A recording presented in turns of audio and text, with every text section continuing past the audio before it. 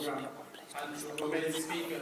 Rasulullah alayhi salatu wasalam says that when the brother of Sayyidina Musa alayhi salatu wasalam passed away, and the people came to Musa alayhi salatu wasalam, they did not say, Inna lillahi wa inna ilayhi raji'un.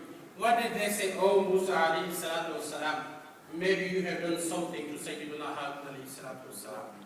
So Musa alayhi salatu wasalam says, I haven't done anything. They said, we want to see Harun alayhi salatu wasalam with our own two eyes.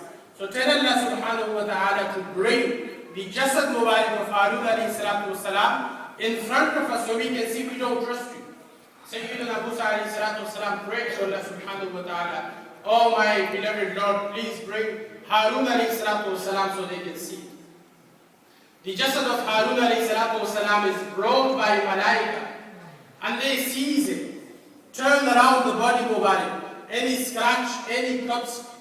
Musa alayhi salatu wasalam is suspected by his own ummah. Then they say, Musa alayhi salatu wasalam, maybe you have forced his throat, and that's how he died. So ask Allah subhanahu wa ta'ala, he comes up and we ask him. Then Musa alayhi salatu wasalam asks the dua again to Allah subhanahu wa ta'ala. Harun alayhi salatu wasalam wake up with the mu'jiza of Musa alayhi salatu wasalam. And then they ask Harun alayhi salatu wasalam. They say, Ya Harun, tell us, if your brother Musa alayhi salatu wasalam has killed you, forced to kill you, tell us so we can sort out Musa alayhi salatu wasalam. Harun alayhi salatu wasalam says, there is nothing my brother, who is in the status of my father, has done anything to me. Harun alayhi salatu wasalam says, when the decision of Allah subhanahu wa ta'ala came that my life finishes, that's how my life went.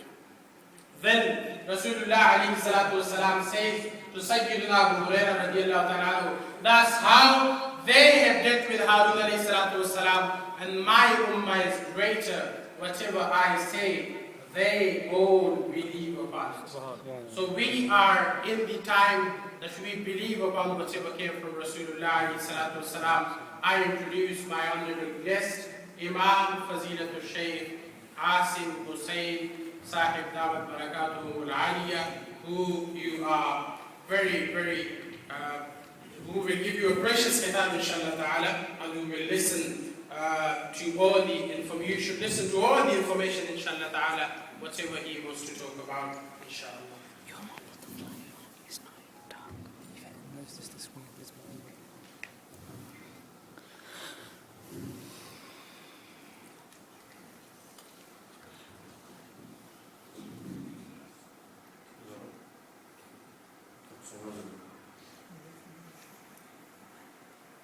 Bismillahirrahmanirrahim.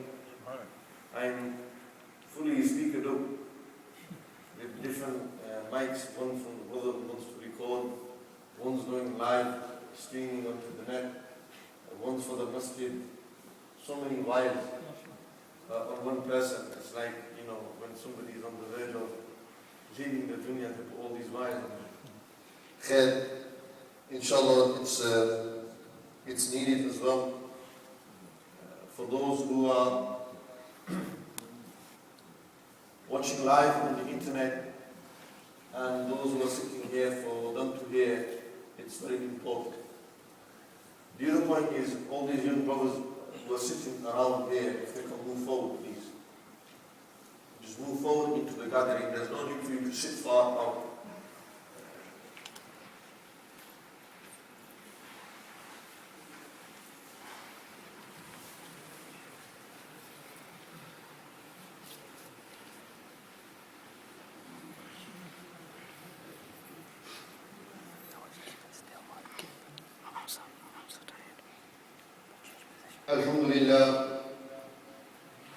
الحمد لله وحده لمن لا إله قبله والصلاة والسلام على النبي لمن لا نبي بعد له أما بعد فأعوذ بالله من الشيطان الرجيم بسم الله الرحمن الرحيم وهديناه النجدين صدق الله مولانا العظيم إن الله وملائكته يصلون على النبي يا أيها الذين الذين آمنوا صلوا عليه وسلموا تسليما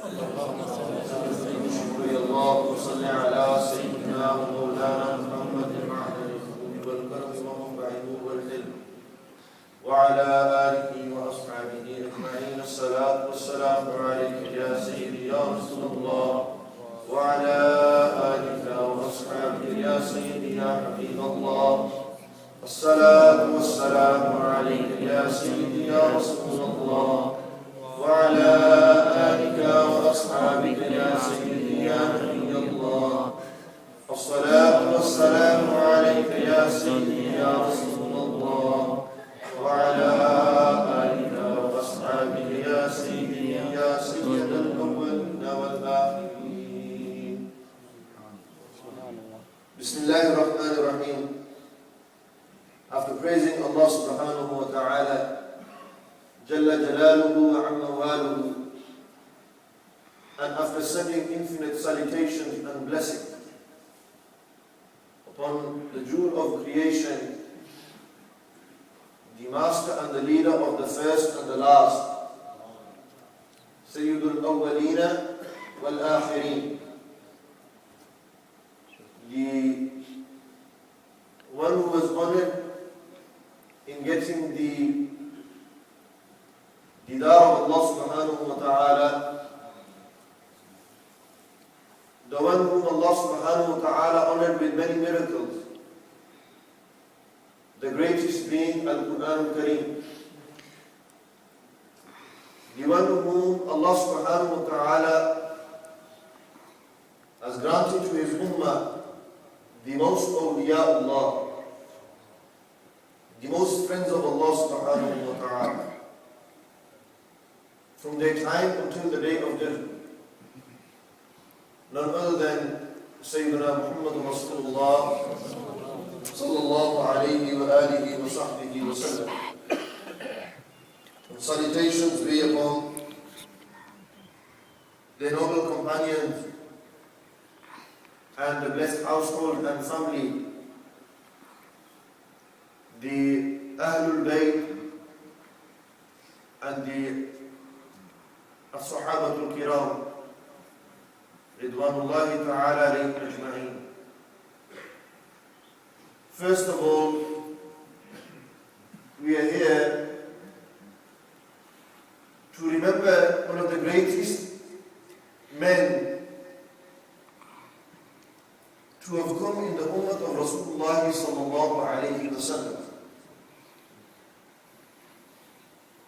Arguably the greatest, bila shak wa shubha, without a shadow of a doubt, the greatest wali of Allah subhanahu wa ta'ala of his time, none other than Sayyidina Shaykh Abdul Qadir Al-Jilani rahmatullahi ta'ala alayhi, a very famous scholar and saint and Gnostic, a great Arif Billah, who in every corner of the world everyone will know who he is. That's how famous they are. That if you go to Turkey and say, do you know who Sayyidina Shaykh Abdul Qadir Al-Jilani is? They will say, yes, we know who he is. He is the Ghawth A'zam, the great helper. If you go to the Indo-Pakistan, most certainly we know who Shaykh Abdul Qadir Al-Jilani is. Hatta even the Munkirin accept the maqam of Shaykh Abdul Qadir Al-Jilani. Even those who are against or are against the path of tariqat and suluk, the way of tasawwuf and spirituality, they will put their hands up and say that no doubt one of the greatest scholars of all time was Shaykh Abdul Qadir Jilani radiyallahu ta'ala wa rahmatullahi ta'ala. There's no doubt in that. There's no question about that. And there's many reasons for their greatness. Many reasons. a point that I will relate to today's time so that you may all understand, is in relation to parenting. And this is the point that I will mention about their life. And inshaAllah, this is my Nazrani Aqidat, this is my Hadiyah to Sayyidina Shaykh Abdul Qadir Jilani. And I make dua that the great Shaykh accept this from all of us. We are sitting in Manchester after 800 years and we still remember him, the great Shaykh. Over 800 years. It's amazing. Khair. The mother's name was Sayyidah Fatima, Rahmatullah alayha. And his father's name was Abu Musa Dost Jangi, Rahmatullah alayhi. They were both from the Sadat. They were from the children of Rasulullah sallallahu alayhi wa sallam, from the offspring. So immediately we find that when we read the life of this great man, who we sit here to remember that very famous hadith, عند ذكر الصالحين تنزل الرحمة, that at the time of remembering the pious servants of Allah subhanahu wa ta'ala, Allah Almighty's mercy descends upon that gathering. And certainly the mercy of Allah Almighty is descending upon this gathering because we are mentioning and remembering one of the greatest servants of Allah Almighty, Sayyidina Shaykh Abdul Qadir Jilani, Rahmatullahi Ta'ala. Their mother and father were from the purest entity to have ever been created. Understand the sentence that I've just said. Their mother and father stem from a lineage of absolute purity. One cannot attribute impurity to that sacred lineage. That An-Nasr al-Sharif, that sacred lineage of the Prophet alayhi salatu wasalam, there is no lineage like that lineage. And there is no family greater than that family. And there is no blood that is more precious than that blood. In these few sentences that I mentioned, in our language I can kill many topics off in one go. There is no blood sacred, more sacred than the blood that is from the family of Rasulullah sallallahu alaihi wasallam. People say, why are you so interested in the waqi of Karbala? Why is it every year you talk about this instance? Because to us, there was no blood and there will be no blood more sacred than the blood of Rasulullah sallallahu alayhi wa sallam. And Sayyidina Imam Hussain possessed the blood of Rasulullah alayhi salatu wa sallam. So we remember Imam Hussain, the leader of the youth of Jannatul Firdaus. إن الحسن والحسين سيد شباب أهل الجنة. سيدا شباب أهل الجنة. That indeed Hassan and Hussein are both the Sayyid, they are the Sardars, they are the leaders of the youth of Jannatul Firdaus. It's a beautiful point here as well. One day the Prophet alayhi salatu wasalam went and they seen a woman. And she asked, Ya Rasulullah sallallahu alayhi wa sallam, will I enter into Jannah? Prophet alayhi, and she was an old woman. And this was the mazah of Rasulullah alayhi sallallahu wasallam, the blessed joke aspect of the Prophet sallallahu alayhi wa sallam, and they would joke with their companions. They said, no, you will not enter paradise. She became very sad. She said, I'm so old, I'm not going to go paradise. They said no. Then they smiled at her and they said, you will not enter in old age, but you will enter in a very young age. So their joke was a truthful joke. Our jokes are all lies. I'm joking, bro, I'm joking. In reality, is lying. jokes of Rasulullah sallallahu alaihi wasallam, or how they used to, the humor of the Prophet alayhi salatu wasalam, their sense of humor was truthful as well. They did not allow impurity to enter into that sense of humor as well. وَإِنَّكَ لَعَلَىٰ خُلُقٍ عَظِيمٍ. Indeed, you are upon the greatest magnitude of character conduct, the conduct of character. There's no character better than the character of Rasulullah. There's no doubt on that as well. Even the enemies themselves. The Quran testifies, God Almighty has told us himself in the Quran what greater proof we need. Being from a descendant of the Prophet alayhi salatu wasalam, that's a great rank to hold, to be a Sayyid. Allah has chosen you. The Prophet alayhi salatu wasalam said that in my lineage, you will not find a speck of adultery, nor will there be a marriage outside of nikah. You will never find that. Nor will you find any of my aba or ajdad, my forefathers, my predecessors, who were worshippers of idols, or used to drink alcohol, or used to do divine arrows, or who used to slaughter other than the name of Allah Almighty. You will never find this in my lineage. My lineage from Sayyidina Adam alayhi salatu wasalam, all the way to myself and all the way to Qiyamah, will be protected by Allah subhanahu wa ta'ala and will remain pure. And Allah Almighty in the Quran said, إِنَّمَا يُرِيدُ اللَّهُ لِيُذْهِبَ عَنْكُمُ رِجْسَ أَهْلَ الْبَيْتِ. That Allah Almighty intends to remove impurity from the Ahlul Bayt. And the Muhaddithun have written that when this verse was revealed, the Prophet alayhi salatu wasalam called Sayyidina Ali, Sayyida Fatima, Sayyidina Hassan wal Hussain, radiyallahu ta'ala anhum ajma'in. Called them all together and they placed a cloak around them.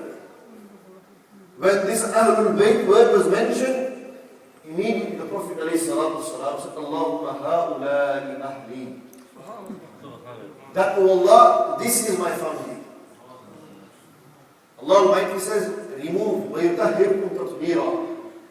And He will purify you. And He will purify you, تَطْهِيرًا. Again, emphasize. Ta'qeed is given. And that purification will continue from the time of Rasulullah ﷺ, before that and after that until Qiyamah.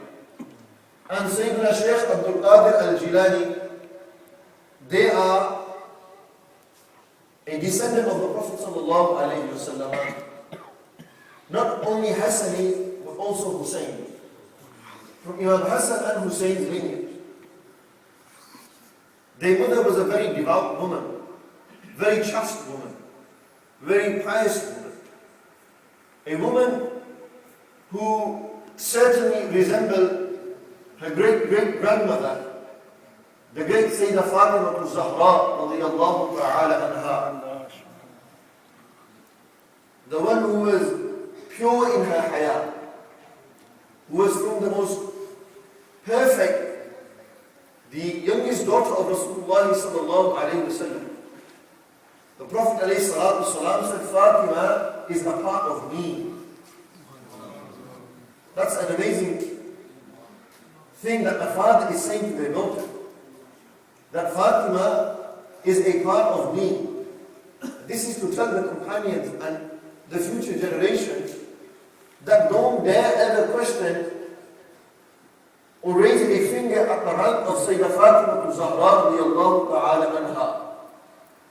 Because she's a part of Rasulullah sallallahu alayhi wa sallam. Shaykh Abdul Qadir Jilani's mother's name was also Fatima.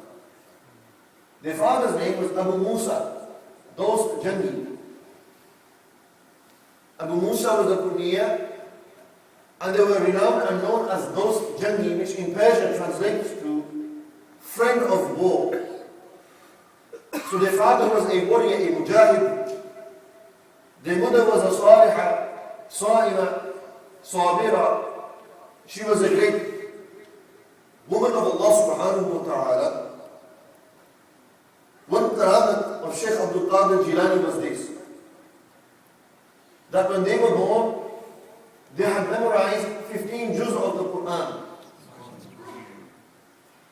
15 juz of the Quran they had memorized. When the father took them to the teacher and said, teach my son. The teacher said, Bismillah ar-Rahman ar-Rahim.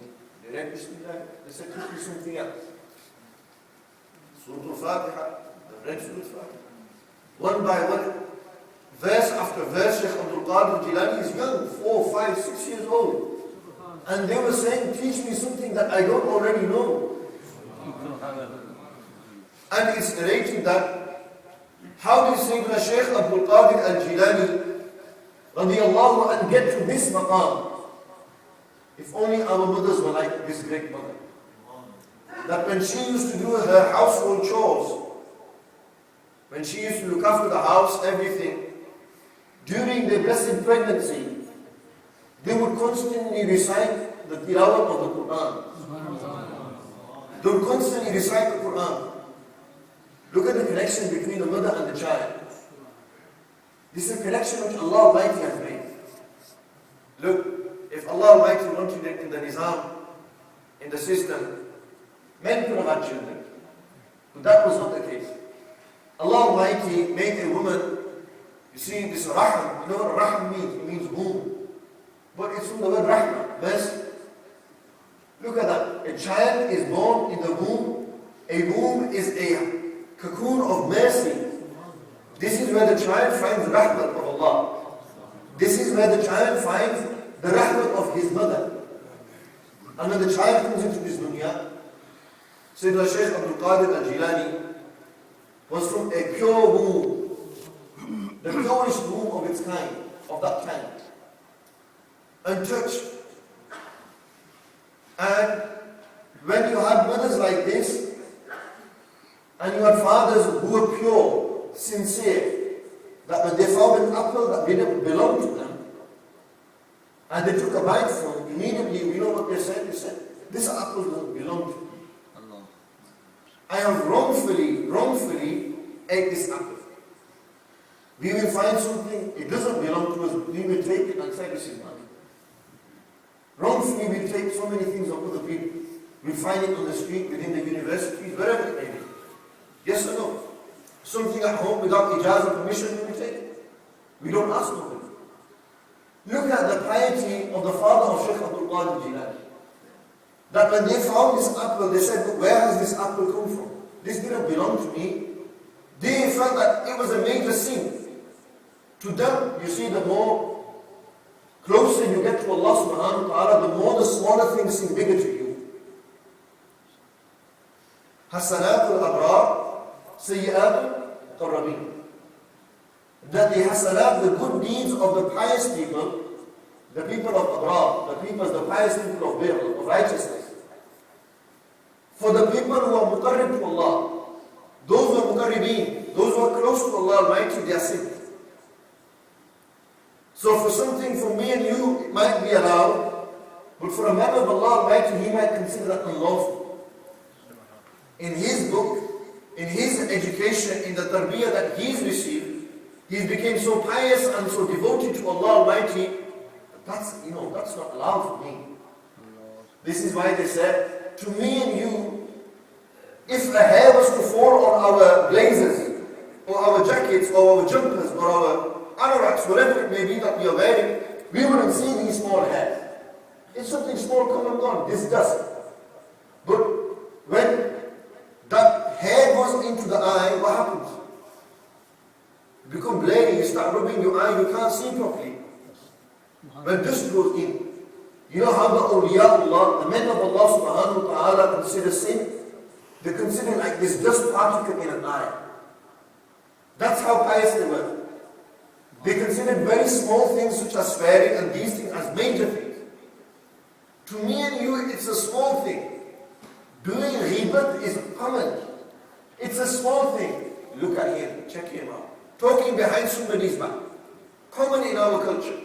Common in our system. This country is founded upon backbiting. Look at the newspapers. Every story about somebody else. When you see this, and you find that this is the state, so the awliyaullah, never mind backbiting, even mentioning another person's name in a sentence for them was not allowed. That's how strict they became on themselves. Why? Their nisbat and connection was with who? Allah subhanahu wa ta'ala. They were looking towards Allah Almighty in their conversation. When they did something, they looked towards Allah Almighty and see what would happen. We do something, we look towards the people. We say something, we look towards the people.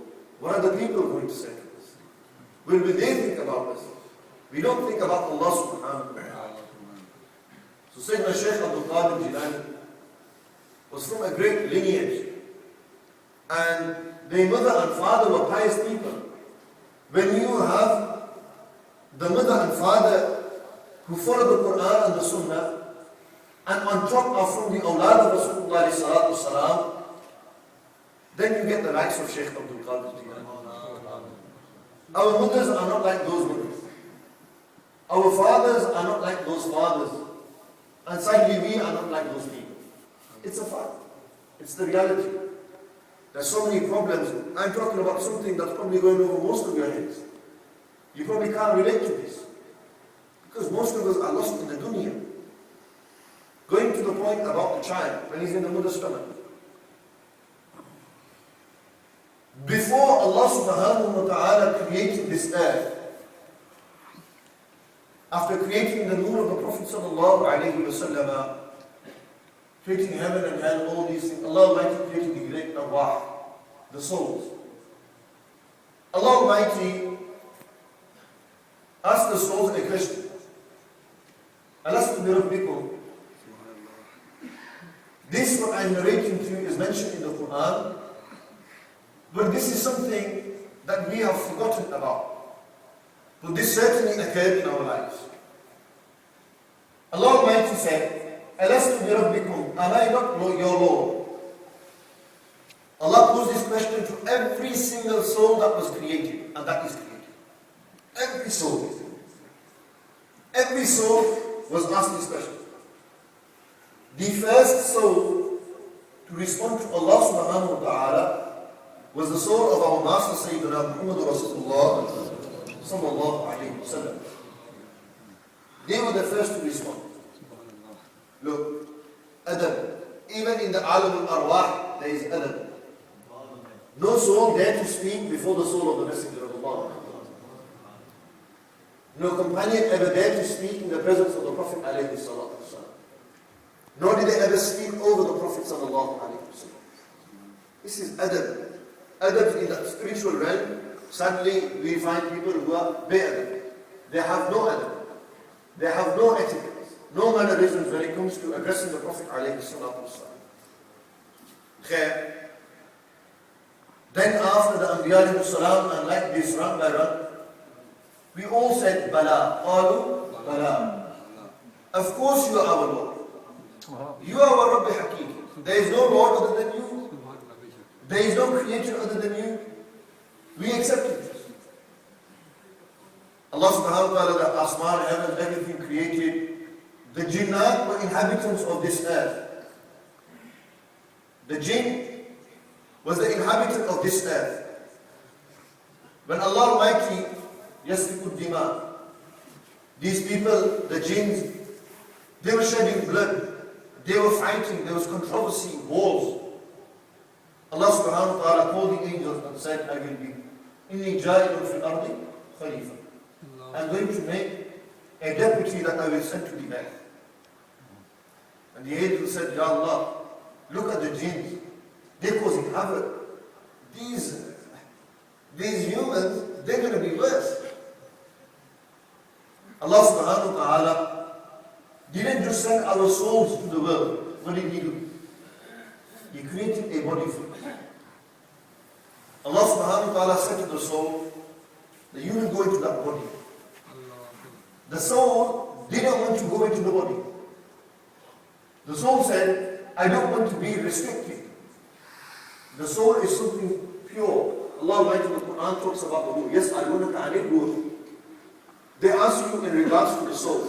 In the Quran, this mission was over. So, when Allah Almighty said that He is going to send the souls into the body, into the earth, the soul said, no, no, no. Then Allah Almighty says, I promise you that when you will die, you will get freedom from that body. You will get that freedom again. Deal, deal. The soul said, I will go into the body. The soul was sent into the body. The greatest soul is the soul of the Prophet ﷺ. And the greatest body is the body of Rasulullah ﷺ. Allah Almighty has no body, so there is no shirk in this question. Allah Almighty has no body. He doesn't have hands. He doesn't have no limbs. We are not of that doctrine or belief. Allah Almighty is munazzah, free from these anthropomorphistic beliefs. Allah Almighty is not like His creation, and nor is He subject to His creation. Allah Almighty is Khaliq Hakiki, Murabbi Hakiki. He is the provider of all, Razik Hakiki. He is everything. Right? We are نحن الفقراء والله الغني. That we are faqir, we are ajiz, we are unable to do anything without the will of Allah subhanahu wa ta'ala, the Mashiach of Allah Almighty. And He is al-ghani al-mutlaq. He is free from everything. He is free from everything. There is nothing like Him. لَيْسَ كَمِثْلِهِ شَيْءٌ وَهُوَ السَّمِيعُ الْبَصِيرُ. This is what we teach in our Tawheed lesson. There is nothing like Him. And we make this clear as well, and this should be made clear to all of you. The Prophet ﷺ is not like Allah subhanahu wa ta'ala. We've got to make that clear. People think that's what we say. The Prophet ﷺ is not like Allah Almighty. There is nothing like Allah subhanahu wa ta'ala. You can only be like something if you know about that something. We don't even know about Allah subhanahu wa ta'ala. We know He exists, so on and so forth. The Zat of Allah subhanahu wa ta'ala laysa kadhatina. Is not like ours. His ilm is not like our ilm. His living is not like our living. His remaining is not like our remaining. So when you find this understanding, the problem we find is when somebody says that me and you are like the best of creation. That's where the problem lies. The problem isn't the Prophet ﷺ is like Allah Almighty. There's no question the Prophet ﷺ is not like Allah. Anyone who says that, ulama may tell you that person is a kafir, is a disbeliever. Till today, nobody will ever say that. But when people say that the Prophet ﷺ is like me and you, or we are like them, brother, now that's a problem. We can't limit and degrade the rank of the Prophet ﷺ. Khair. Allah Almighty created the soul, the body, sent it into the body, sent it to the dunya. You know, when a baby child is born, everyone runs towards that child, doesn't it? I want to keep it born. Do you know why? When we was born, we was once pure. We had never committed no sins. Our soul was pure. It wasn't corrupted. Now we have become corrupt. Now we have problems inside our soul, serious problems. Our soul spiritually is dead. The soul spiritually inside us is dead. When you find this state, when you get into this, when a soul like ours that is spiritually corrupted, diseased, ill, when we see a pure soul, what do? We run towards that pure soul. We want to meet that pure soul. We want a connection with that pure soul. That pure soul has come from the realms of the ruh, arwah.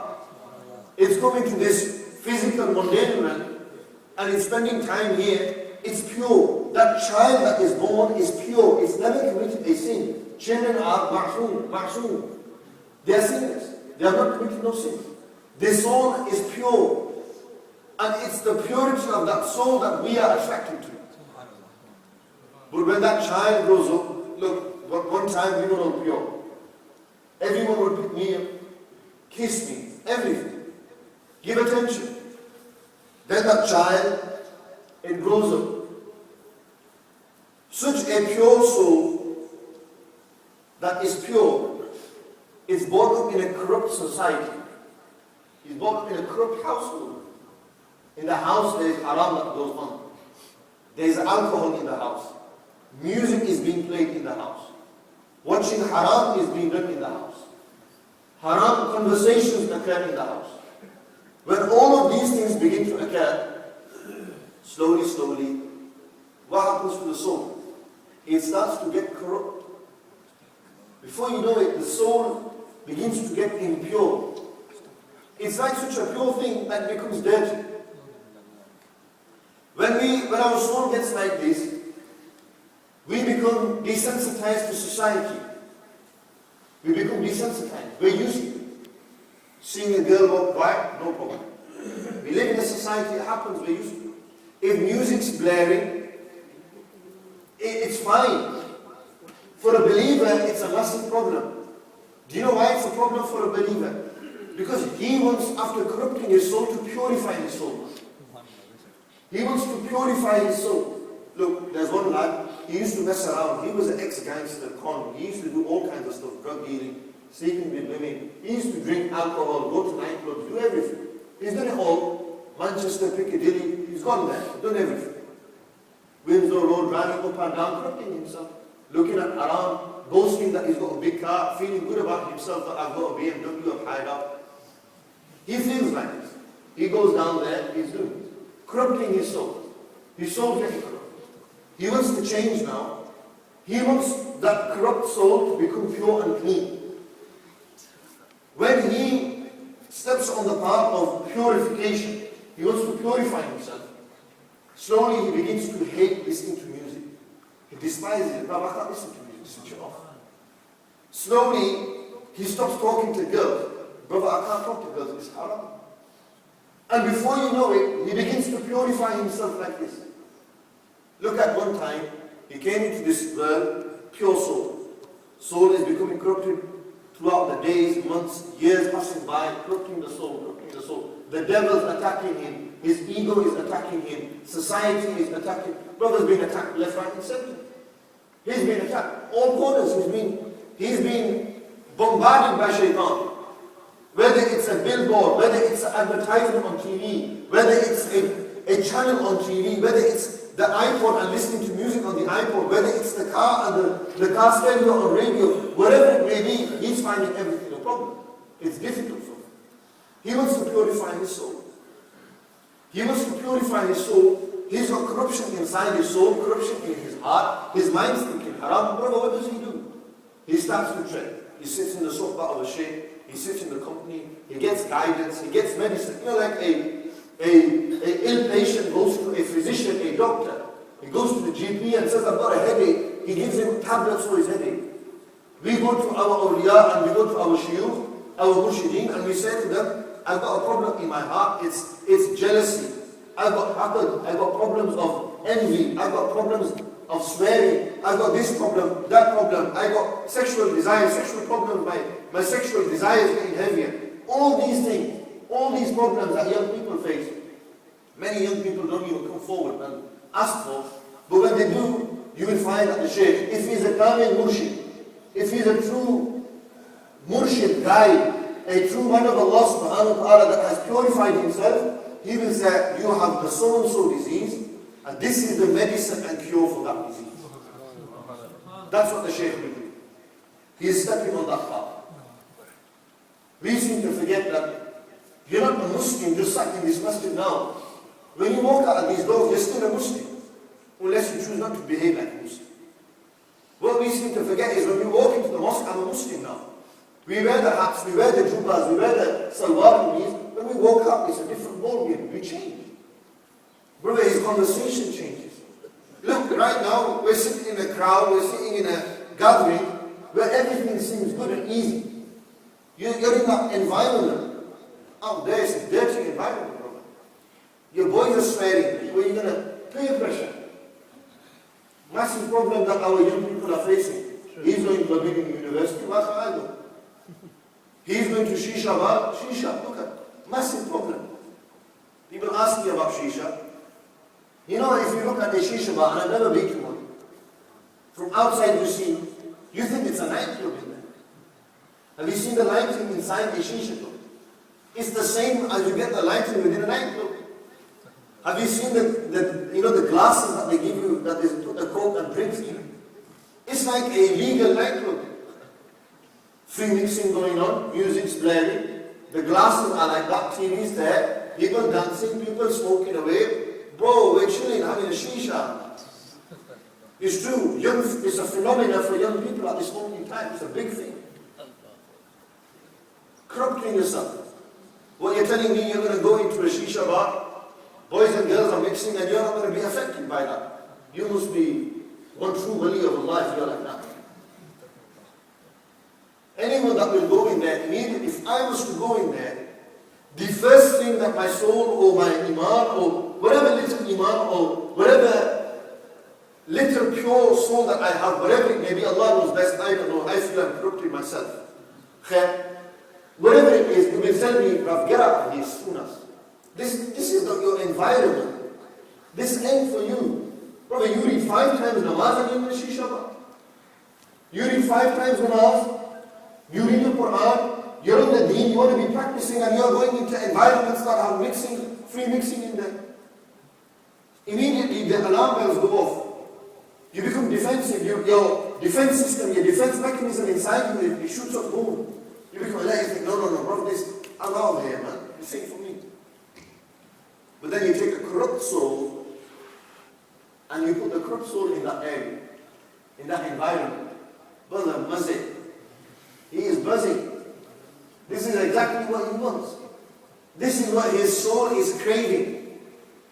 His soul doesn't crave that, actually. This is what his ego is craving.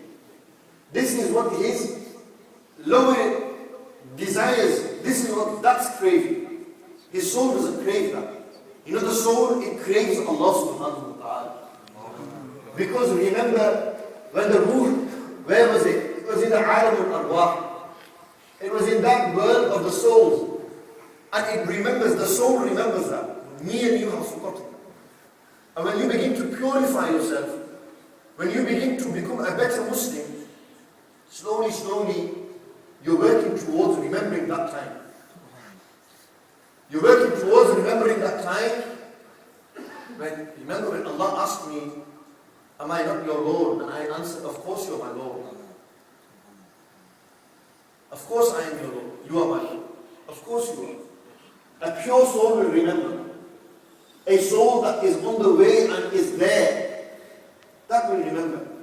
Me and you probably think, Imam, I've never heard of this. First time I've ever heard of this. That's how lost we have got. You know, insan, what does the word insan mean? Insan means nisyan, it's from the word nisyan. Allah Almighty named the man insan. Insan. When insan doesn't behave like insan, it becomes insane. Not insan. You get that? They become insane. That's what's happened to us. We are insan that are insane. We are humans that are behaving like unhumane humans. The way we walk around, the way we, not thinking of the consciousness, the existence of Allah subhanahu wa ta'ala is watching me. Brother, it doesn't cross my mind. How often have you ever thought that Allah is watching me? When I was preparing this talk, the title was, Where Are We Going in Life? Very attractive title, very reflective title, very important subject. Where are we going in life at this moment in time? وَهَدَيْنَاهُ النَّجْدَيْنِ, and we have shown him 2 paths. Najdul Khayr wa Najdul Shar. Good path and bad path. Allah subhanahu wa ta'ala has given me and you free will. Brother, we can choose to go into a nightclub if we want. Or we can choose to walk into the masjid. How much willpower do you have? How much positive influence is there in your life? In my life, I had a positive influence through my parents, my mother. My elder brother was a positive influence in my life. He was on the deen before I was on the deen. In my house, my mother would never play music in front of me. A positive influence. She would always command and tell me to read my salah. Positive influence. Since the age of 7, 8 years old, I fasted every single day in Ramadan.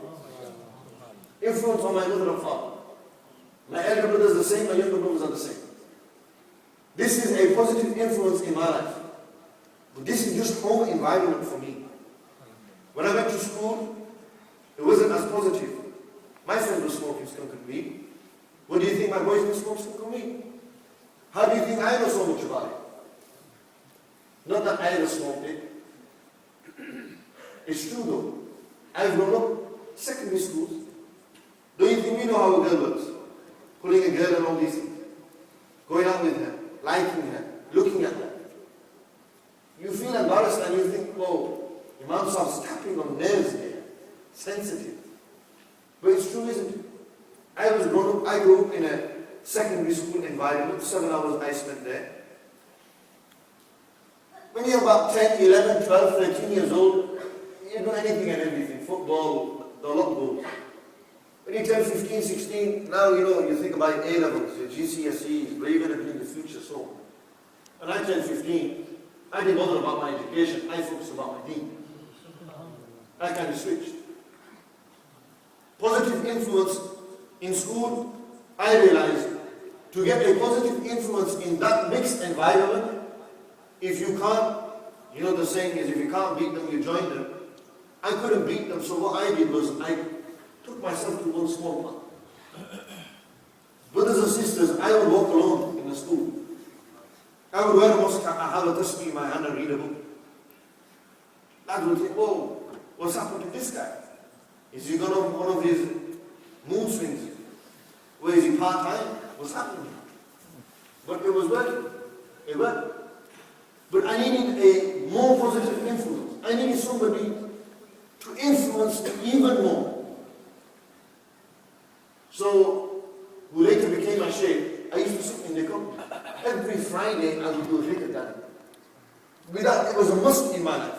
Every Friday evening, boom, straight to Mufti Sahib, I'm going to go to zikr.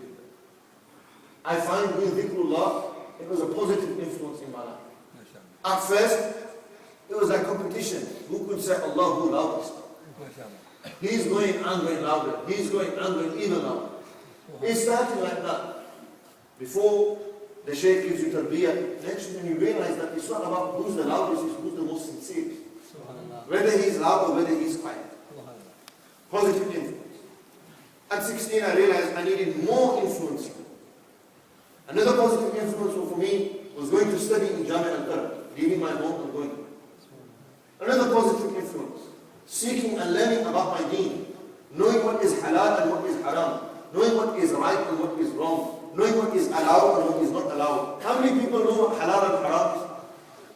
How many really know what halal and haram is? We know it according to our understanding, to what our brains tell us. We don't know it according to what Quran and Sunnah says. It's a very common mistake we find. Pastor brother, here's a case scenario for you. Is this allowed or not allowed? You will say, well, my limited knowledge is allowed. The Shaykh will tell you it's not allowed. You will say, what is your reasoning? You will say, this story equals this story equals this. The Shaykh will say, this is a mas'ala in the book. There's a difference. There's a heaven and earth difference between the two. When you find this, I found that these are positive influences in my life. When you get accustomed to these things, you begin to get into them. You're on the deen, you're passionate. But then there's another problem that you find when you're on the deen. And those on the deen will tell you this. Maybe you might not go back and start smoking drugs again, sleeping with women, talking on the phone to them, X, Y, and Z. But you find that you become a sust in your namaz. You grow big, but you become very weak in your namaz. You become weak in a lot of things. Shaitan attacks you from a different angle now. Before he was attacking you apparently through the influences. Now he is attacking you how? You're reading namaz and he's saying to you, brother, think about this, think about that. In your namaz he's talking to you. You're conversing more with shaitan than you are with Allah subhanahu wa ta'ala. It happens. It's a problem. We become insincere. You know what happens? When you think you're on the deen, you think